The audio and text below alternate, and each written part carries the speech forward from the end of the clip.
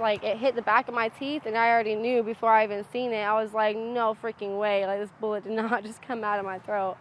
You have to see it to believe it, and you are seeing it right now only on NBC2.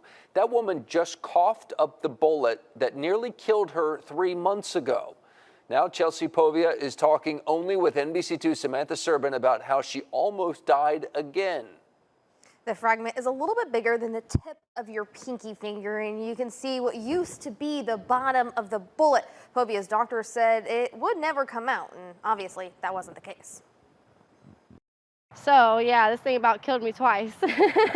You hear the story of what happened to Chelsea Povia, what she survived, and it's hard to grasp how anyone could be so strong. It's hard to keep going. Povia is the sole survivor from a murder-suicide in Arcadia that left the love of her life shot dead in November. I lost everything, you know. I lost my house, I lost my boyfriend, I lost half of the animals that I owned, and now I'm having to figure it out. On top of all the mental turmoil, Povia is left with physical scars and internal injuries. I got shot once, obviously, in the mouth, and then that one, I guess, went into like a bunch of pieces, and this is the bigger piece that flew out of my throat, but there's still one, like a piece of one down here somewhere, and then a bunch of fragments over here in my jaw. This piece, doctors told her would stay inside forever.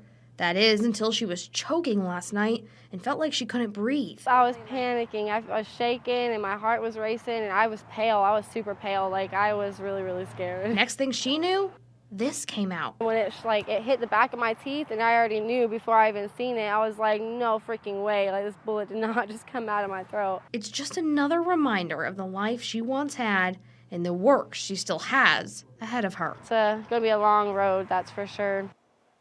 The shooting happened just over 3 months ago, and the suspected killer killed himself before police were able to arrest him. Now, as for the bullet, Chelsea isn't going to be keeping it, but her dad actually is, as a reminder of how strong his little girl's been. She's amazing, and to see her recovery from when you talked to her, what, a month ago to now is amazing. I mean, she had that trach in her throat. She had her jaw wired shut. You could barely tell today. Besides those scars on her throat, I mean, amazing recovery.